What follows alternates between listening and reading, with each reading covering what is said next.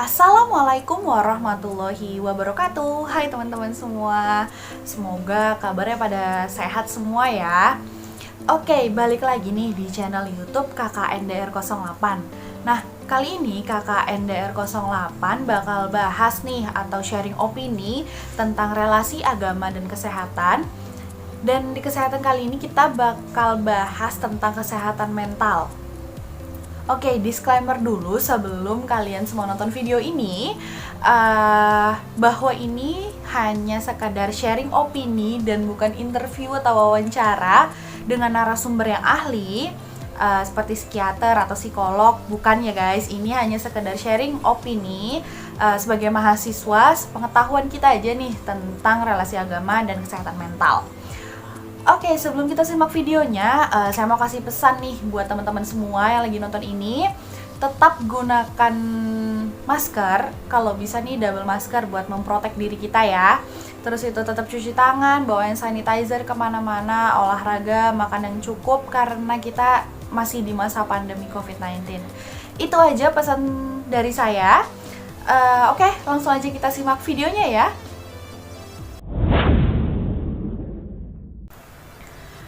Assalamualaikum warahmatullahi wabarakatuh. Perkenalkan, nama saya Nonik Aryani. Saya mahasiswi dari IAIN Samarinda atau sekarang udah berganti nama menjadi UINSI Samarinda.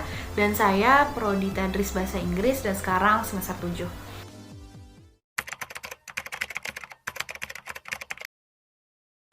Oke, sekarang kita perkenalan kali ya sama orang yang di sebelah saya. Halo semuanya, perkenalkan nama saya Ilin Aurel Afrani. Kebetulan saya juga mahasiswi dari UINSI Samarinda, prodi Tadris Bahasa Inggris juga, dan kebetulan seangkatan dengan Kanoni.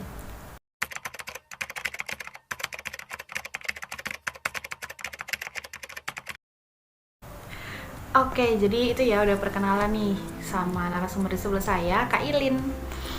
Oke, jadi kita di pertemuan kali ini atau di kesempatan kali ini kita bakal bahas tentang relasi agama dan kesehatan. Nah, kesehatan itu kan luas ya. Jadi sekarang kita bakal mendetail bahas tentang kesehatan mental. Kenapa bahas kesehatan mental? Karena isu kesehatan mental akhir-akhir ini banyak banget dibicarain dan hampir sebagian orang sekarang para milenial aware atau serius banget nih memperhatikan tentang isu kesehatan mental itu sendiri. Maka dari itu sekarang kita bakal sharing opini nih bareng Kak Ilin gitu. Oke, jadi pertanyaan pertama nih Kak, menurut Kak Ilin apa sih peran dan pengaruh agama di kesehatan mental itu sendiri? Oke, jadi ini pertanyaannya lumayan menarik ya, soal pengaruh dan peran agama terhadap kesehatan mental. Jadi kalau misalkan secara singkat ditanya apa sih peran dan pengaruh dari agama terhadap kesehatan mental, itu jawabannya ya soal cara berpikir sih, soal cara pandang. Jadi agama itu secara nggak langsung membentuk pola pikir kita, membentuk cara pandang kita terhadap suatu masalah, dan di sini bisa dibilang termasuk permasalahan kesehatan mental gitu. Apalagi kalau kita di Indonesia kan, yang merupakan negara beragama gitu. Jadi kayak dari lahir kita udah dilabeli agama sama keluarga kita gitu kan. Ambil contoh, kita kan mayoritas Islam ya. Jadi dari lahir itu kita udah dapat ilmu-ilmu, ajaran-ajaran, dan kayak kesehariannya orang Islam gitu. Jadi tuh pelan-pelan ngebentuk pola pikir kita sebagai seorang muslim gitu. Ambil contoh lagi yang berkaitan juga sama kesehatan mental ini ya. Kayak sering banget gak sih orang-orang di sekitar kita tuh ngerespon perkataan aku punya gangguan kesehatan mental gitu ya, dengan kayak gini.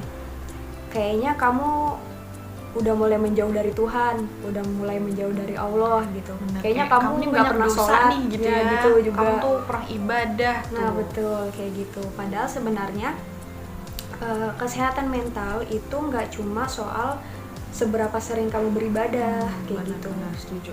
Benar. Jadi menurut Kailin, jadi pengaruhnya agama tuh bisa dari cara pandang kita terhadap suatu masalah, terhadap kesehatan mental itu sendiri. Jadi bagi temen-temen yang punya temen nih, misalnya saya nih lagi cerita sama Kailin, ih aku nih punya gangguan mental, tapi ternyata Kailin tiba-tiba ngejudge nih, alah kamu paling kurang ibadah nih, kurang sholat, dosa-dosanya banyak. Padahal tuh enggak, kesehatan mental ini sangat penting sebenarnya. Betul.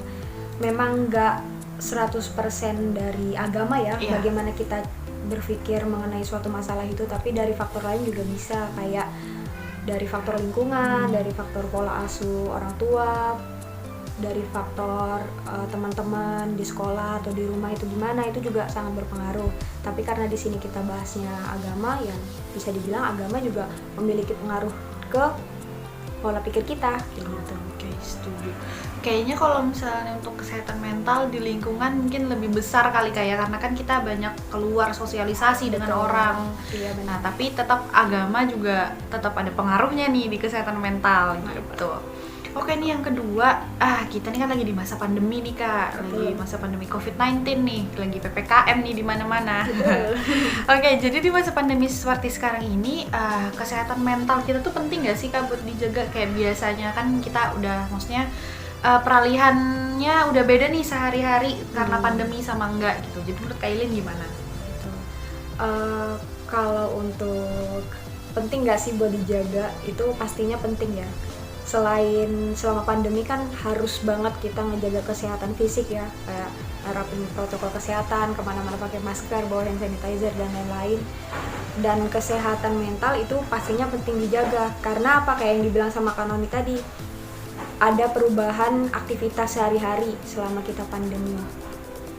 Kayak contohnya gini, kita sebagai mahasiswa nih, yang tadinya sehari-hari jam 7 itu udah prepare buat ke kampus gitu kan, aktivitas dari pagi sampai jam 3 lah, anggap aja jam 3 sore gitu kan, udah, terus habis itu pulang aktivitas yang lain di rumah dan lain-lain gitu.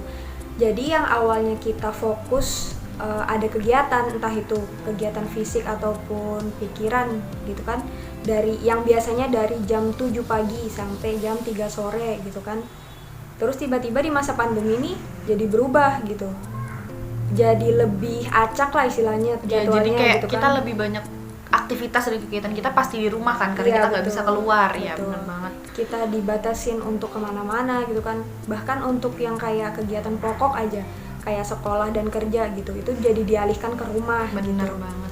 Nah ini juga jadi apa ya istilahnya, nambah tugas yang lain gitu, karena hampir semua orang berpikir kalau ya udah kita kan posisinya WFH nih, kita di rumah aja nih, jadi mau tugasnya sebanyak apapun tuh nggak masalah, karena dipikirnya kayak kita selalu punya waktu luang gitu, Bener banget. mentang-mentang di rumah misalnya kayak gitu. Padahal tuh kebalikannya ya Kak. Jadi Iya. kalau misalnya kita ada, karena kegiatan kita di rumah terus, jadi kayak malah bikin beban pikiran. Betul, gak sih kan, karena iya. nggak ada hiburan sama sekali, jadi di rumah suntuk, bosan banget, jenuh di rumah. Betul. Padahal tuh kayak malah bikin beban pikiran, jadi bikin gangguan kesehatan mental kita terganggu sebenarnya. Betul. Jadi kita harus pintar-pintar kayak cari healing yang baik buat Betul. diri kita sendiri gitu. Jadi penting banget ya guys jaga kesehatan mental. Betul, karena kan gini, kalau misalkan kita yang di sebelum pandemi kan kita fokus dari jam 7 pagi sampai jam 3 sore itu nanganin tugas kampus gitu kan. Ataupun kerja bagi orang yang kerja. Betul. Terus kalau misalkan udah selesai kita pulang, ya udah tugasnya kan udah selesai tuh di kampus. Atau kalau misalkan memang ada PR istilahnya yang harus dikerjakan di rumah terus besoknya dibawa lagi ke kampus, ya udah itu nggak yang terlalu berat gitu kan. Jadi benar. sisanya di rumah itu bisa buat hangout sama teman-teman atau hangout sama keluarga atau malah dibuat istirahat kayak gitu. Tapi kalau selama pandemi ini justru kayak range waktu atau deadline dari tugas tertentu itu malah semakin apa ya istilahnya, semakin nggak jelas gitu. Iya bener, acak gitu kan. Jadi kayak kita acak. nggak, pokoknya nggak teratur lah gitu karena Betul. pandemi ini. Jadi itu yang bikin kita semakin apa ya, mungkin merasa terbebani sedikit demi sedikit gitu kan, meskipun tugasnya mungkin nggak yang berat-berat banget tapi kayak semakin banyak atau gimana kayak gitu. Benar banget sih. Oke, jadi itu ya guys, jadi penting banget menjaga kesehatan mental kalian. Betul. Oke, kita lanjut nih kayak ke pertanyaan selanjutnya. Menurut Kailin gimana sih cara kita menyeimbangkan antara agama dan kesehatan mental? Oke, menyeimbangkan agama dan kesehatan mental ini lumayan berkaitan sama yang pertanyaan nomor 1 tadi ya. Jadi kalau ditanya bagaimana menyeimbangkan agama dan kesehatan mental, itu jawabannya kalau menurut saya cuma satu sih, kita mau belajar gitu. Jadi baik agama ataupun kesehatan mental itu semuanya, dua-duanya tetap perlu dicari ilmunya gitu kan. Bahkan kalau misalkan dalam hal agama nih, kita seorang ustadz atau ulama, yai, syekh gitu ya, beliau ini tetap perlu terus belajar gitu untuk memaintain ilmu agamanya dia. Benar, gitu. setuju. Nah, sama halnya dengan kesehatan mental, jadi kita juga perlu mencari ilmu tentang kesehatan mental, walaupun posisinya kita bukan wajib gitu ya, bukan wajib mencari ilmu kesehatan mental, karena kan posisinya ada orang-orang tertentu yang mendalami jurusan itu, mendalami topik itu ya, gitu benar. Kayak psikolog kayak gitu kan, itu mendalaminya kesehatan mental gitu. Nah, jadi kalau kita mau menyeimbangkan gimana agama dan kesehatan mental, jadi kita juga harus menyeimbangkan ilmu kita di agama maupun di kesehatan mental juga kayak gitu. Cuma bedanya yang kesehatan mental ini akan lebih sulit. Karena apa? Karena isu kesehatan mental ini baru banyak banget dibahas, baru banyak banget di-share di sosial media dan lain-lain, dan baru banyak banget nyampe ke kita. Bener. Itu di usia kita yang segini gitu. Iya. Kan? Gitu. Jadi karena ternyata ini kesehatan mental ya, kirain kayak gitu. Cuma wah ini masalah biasa nih, ya, ternyata lebih parah ternyata. Iya benar. Nah jadi karena posisinya kesehatan mental ini nggak kita dapat dari kecil gitu ya, beda halnya sama agama yang kita dapat dari kecil gitu kan. Jadi kita harus berani dan mau untuk mencari ilmunya, kemudian memahami, kemudian mengaplikasikan. Nah, jadi kalau misalkan kembali lagi ya, kalau misalkan ditanya untuk bagaimana menyeimbangkannya, kita harus menyeimbangkannya juga ilmu dari agama maupun kesehatan mental. Oke, setuju. Berarti nih kalau ditarik kesimpulan nih Kak, berarti kalau misalnya kita punya ilmu nih tentang agama, ilmu tentang apapun, dan ilmu juga tentang kesehatan mental itu sendiri, kita benar-benar harus menyeimbangkan dan kita harus benar-benar bisa mengaplikasikan ke diri kita supaya kesehatan mental kita tuh baik gitu, nggak keganggu gitu. Oke, jadi itu ya guys untuk menyeimbangkan tentang agama dan kesehatan mental. Oke, kita lanjut nih. Menurut Kailin, apakah gangguan kesehatan mental bisa menyerang di berbagai kalangan usia? Oke, sebelum dijawab nih, Kailin bisa nggak sih tahu nggak Kailin sedikit deh contoh tentang gangguan kesehatan mental tuh apa aja sih yang Kailin tahu gitu? Oke, kalau misalkan soal contohnya, jadi kalau kesehatan mental itu istilah generalnya ya, istilah umumnya gitu. Tapi sebenarnya banyak yang lebih detail lagi gitu. Kayak anxiety atau kalau bahasa Indonesianya mungkin kecemasan gitu ya.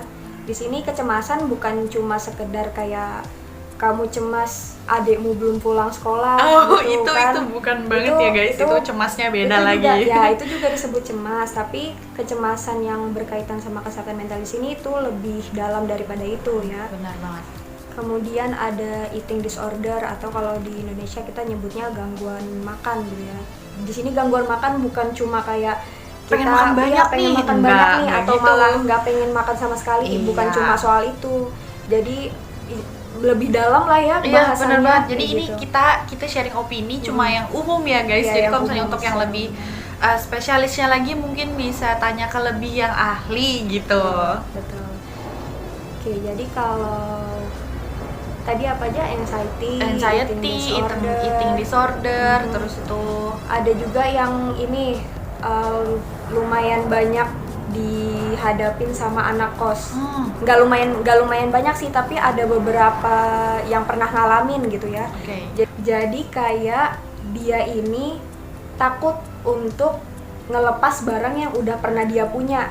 Bahkan kayak itu tuh sebenarnya kalau bagi di kita yang biasa, yang nggak mengalami gangguan itu, bagi kita itu ya udah itu biasa aja gitu. Jadi dia tuh kayak misalkan kita ngebeli barang nih, anggap aja nih kayak gini gitu kan. Kalau misalkan ini udah rusak, ya udah kita buang gitu kan. Nah kalau dia itu dia takut banget ini untuk dibuang, jadi sama dia terus disimpan sampai akhirnya dalam satu ruangan itu isinya barang-barang yang pernah dia beli semua yang harusnya bisa dibuang, tapi sama dia tetap di-keep di dalam kamarnya dia, akhirnya numpuk sampai jadi banyak kayak gitu. Oh gitu, itu berarti termasuk gangguan kesehatan mental nggak ya? Iya, termasuk Oh gangguan. gitu nih, ilmu baru nih buat kita-kita nih gitu. Benar. Jadi makanya seperti yang saya bilang di awal-awal tadi ya, hal yang biasanya kita anggap itu nggak bakal jadi masalah, di beberapa orang itu bisa jadi masalah kayak gitu. Oh gitu, oke. Berarti kalau kita lanjut ya kak, berarti kalau untuk di gangguan kesehatan mental ini bisa menyerang di segala usia nggak sih? Bisa banget. Jadi kalau misalkan ditanya soal itu ya, itu jawabannya bisa banget. Dan nggak cuma soal usia aja, tapi di gender pun juga siapapun bisa kena gitu. Kayak misalkan orang-orang yang kita lihat kehidupannya itu udah mapan ya istilahnya, pekerjaannya enak, mobil ada, rumah bagus, ART ada, uang banyak gitu kan. Yang seperti mereka pun juga bisa punya gangguan kesehatan mental kayak gitu. Karena kita nggak yang 100% tahu kan apa yang orang lain lalui, apa yang orang lain hadapi gitu. Bisa jadi ada hal-hal tertentu yang dia punya sebagai trauma gitu kan, yang akhirnya itu lama-kelamaan membentuk gangguan kesehatan di mentalnya dia kayak gitu. Jadi nih guys, kalau misalnya kita ngeliat orang nih happy, terus jangan melulu percaya kalau misalnya dia ternyata happy, kan kita nggak tahu ya dalamnya ternyata broken gitu. Jadi jangan langsung menjudge gitu kalau dia dia happy terus kok, nggak mungkin tuh ada masalah gini, dia loka ya nggak mungkin ada masalah, tapi kan kita nggak tahu apa yang sedang dilaluin sama dia gitu kan. Jadi nggak boleh asal menjudge orang gitu. Betul. Kalimatnya Kanoni yang pertama tadi tuh penting banget sih. Jadi kayak kalau misalkan kamu lihat ada orang di sekitar kamu yang kelihatannya tuh selalu happy, selalu senang gitu. Sebenarnya kadang-kadang dia kan yang punya betul. masalah Bener paling sih, bener, banyak bener, sebenarnya. bener. Jadi kayak kita ambil contoh aja deh, vokalisnya Linkin Park ya kalau nggak salah, Chester Bennington. Jadi beliau itu sempat ada fotonya mungkin sekitar 15 jam sebelum akhirnya beliau ditemukan bunuh diri. Itu fotonya beliau di situ ceria banget, ketawa selebar-lebarnya, se-happy itu kalau kita bilang.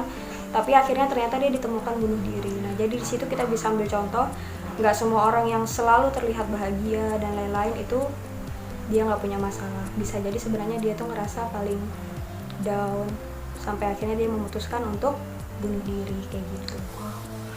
Agak serem sih, tapi memang ini ya di kehidupan nyata kita emang ada yang seperti itu. Jadi benar-benar sekali lagi nih saya ingatin, pokoknya kesehatan mental itu penting banget. Kayak contohnya aja tuh, kita nggak mandang profesi kita apa ya kayak. Tadi kan kayak siapa vokalisnya Linkin Park, seorang vokalis Linkin Park yang terkenal banget satu dunia, siapa yang nggak tahu Linkin Park, dan ternyata dia punya gangguan kesehatan mental yang bikin dia sedih banget, tapi dia tutupin buat fansnya semua supaya dia kelihatan bahagia terus gitu. Jadi aduh jadi sedih nih ya. Oke, sekarang kita lanjut di pertanyaan selanjutnya. Ini kayaknya terakhir sih, kita udah sampai di penghujung sharing-sharing opini kita. Oke, menurut kalian apa lagi sih kayaknya apa yang perlu disampaikan lagi tentang relasi agama dan kesehatan mental deh?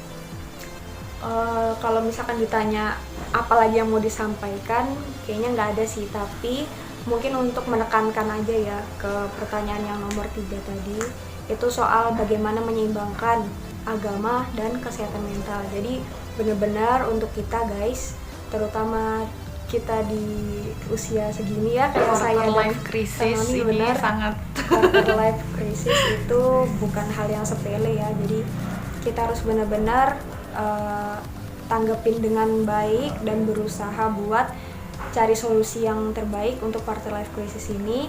Ya salah satunya dengan cara yang ini tadi, menyeimbangkan ilmu agama dan ilmu kesehatan mental gitu. Dan juga di keduanya ini kita harus berani buat nyari terus gitu ya. Meskipun kayak ada beberapa topik yang kita kayak ngerasa apaan sih ini gitu. Benar. Memang pastinya kita bakal ketemu sih sama beberapa topik bahasan yang bakal kita ngerasa kayaknya ini bukan aku banget gitu. Ini Tapi kayaknya nggak itu- perlu dibahas gitu deh, nggak perlu Betul. seserius itu untuk bahas itu, padahal kayak ya ini emang harus dibahas. Iya gitu. betul. Padahal itu nggak masalah kalau misalkan kita konsumsi itu sebagai ilmu. Dan kalau misalkan kita udah dapat ilmunya itu tadi, kita harus berani buat aplikasikan. Ya yang paling pertama ke diri sendiri sih. Lebih bagus lagi kalau misalkan kita bisa jadi pendengar yang baik mungkin untuk teman-teman kita yang lain yang bisa jadi mereka juga punya gangguan-gangguan seperti itu. Cuma kitanya nggak tahu gitu.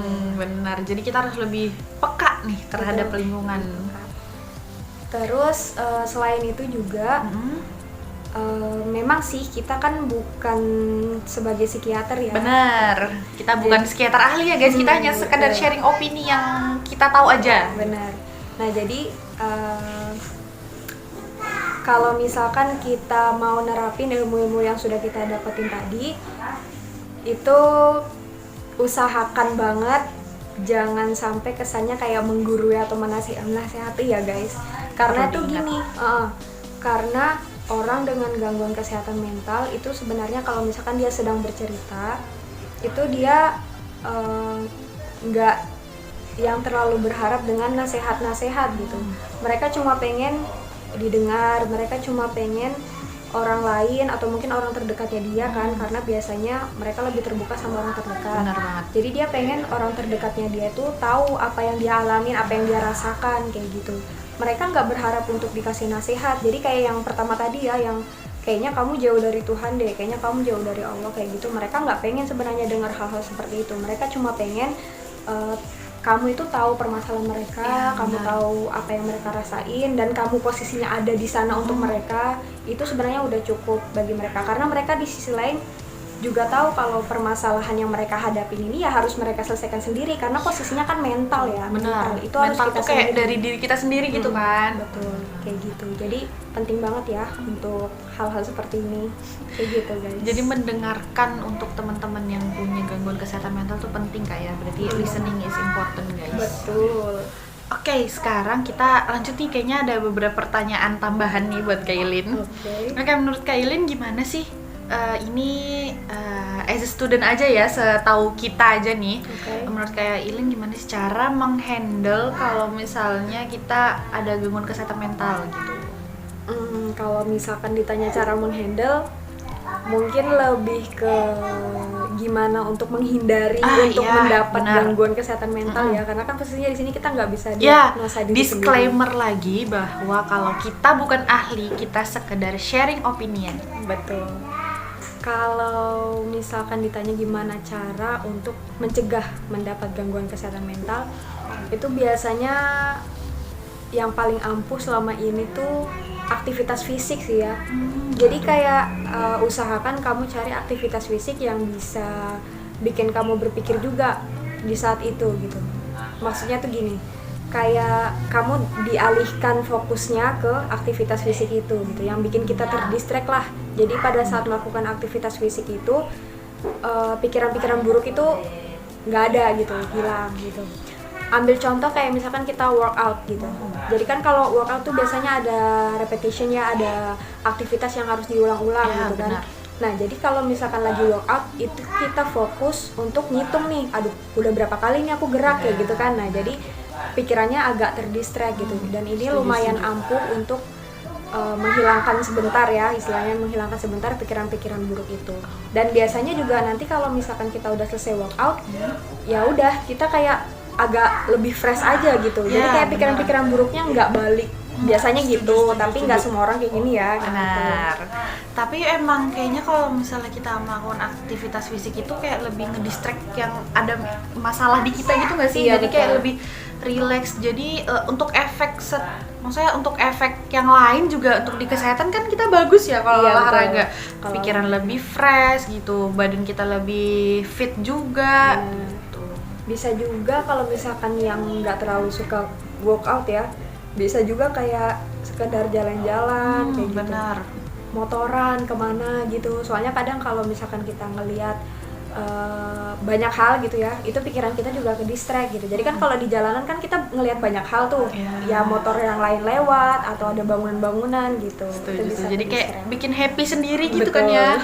Atau mungkin kalau memang kalau dari saya sendiri sih, kalau misalnya pas lagi banyak kerjaan ya atau beban gitu, mungkin bisa dengerin musik kali ya, dengerin musik juga gitu, terus atau nyanyi, sekedar nyanyi lah, pokoknya yang bikin kita happy lah, pekerjaan apa aja gitu. Misalnya baca buku, kayak orang-orang yang senang baca buku gitu.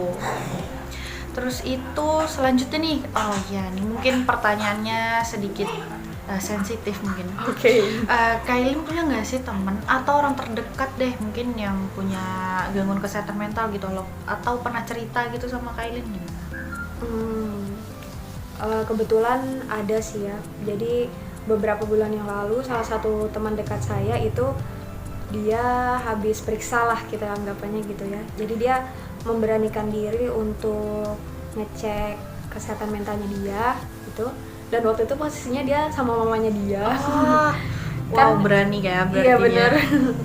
Kan kalau di kita kayak sering banget untuk sungkan gitu ya. Karena kan posisinya banyak yang belum aware soal kesehatan mental ini. Jadi kayak banyak yang nggak berani atau di apa ya? Kayak takut untuk dianggap gila mungkin, karena banyak memang orang-orang yang ngomong kalau misalkan kamu punya gangguan kesehatan mental ya berarti kamu gila, padahal nggak kayak gitu ya. Seperti yang kita bilang tadi, kesehatan mental itu banyak gitu ya, variasinya banyak. Nah jadi yang teman dekat aku nih dia ke puskesmas. Jadi untuk teman-teman yang mungkin mau memeriksakan diri bisa ya. Jadi sebenarnya di semua puskesmas itu ada poli jiwanya, dan nanti gimana-gimananya tuh bisa diselesaikan di situ kayak gitu. Nah jadi setelah dia dari poli jiwa di puskesmas, kebetulan sama poli jiwa di puskesmas itu dia dikasih rujukan. Saya lupa ke rumah sakit apa gitu. Terus sampai akhirnya di sana dia dikasih counseling time gitu lah istilahnya kayak gitu. Jadi kalau buat teman-teman nggak usah takut ya, karena insya Allah bakalan ada jalannya lah kayak gitu. Untuk akhirnya bisa konseling dan nanti penyelesaiannya gimana kayak gitu. Oke, sampailah kita ke penghujung sharing opini kali ini bersama Kailin. Semoga tema yang kita ambil tentang relasi agama dan kesehatan mental bisa bermanfaat buat kalian. Mungkin ada yang bisa diambil manfaatnya. Alhamdulillah. Kalau memang itu nggak bermanfaat buat kalian, gak usah dicontoh dan gak usah diambil ya guys, karena ini hanya sekedar sharing opini. Disclaimer lagi, kalau kita bukan ahli, kita hanya sekedar sharing opini tentang kesehatan mental. Karena kan bener kayak isu kesehatan mental itu kan sekarang lagi marak banget ya dibicarain, makanya kita pengen sharing nih, bahas tentang itu. Iya betul. Mungkin Kailin ada yang mau disampaikan buat teman-teman semua? Oke. Sebelumnya makasih banget sih untuk Kanoni ya udah diundang di podcast kali ini. Saya juga senang bisa sharing opini bareng Kanoni, dan mungkin teman-teman di sini bisa sharing opininya juga di kolom komen. Boleh. Jadi pokoknya kita harus bisa jaga kesehatan fisik maupun mental, dan juga maintain ilmu dari kesehatan mental, kesehatan fisik, dan juga agama kita. Benar banget. Jadi tetap balik lagi ke pertanyaan tadi nih. Jadi kita tetap harus menyeimbangkan semuanya kayak supaya hidup kita ini balance, guys. Betul. Gitu. Oke, jangan lupa di komen, like, and subscribe di channel KKNDR08. Ditunggu konten selanjutnya. Sia, terima kasih. Assalamualaikum warahmatullahi wabarakatuh. Waalaikumsalam warahmatullahi wabarakatuh. Annyeong.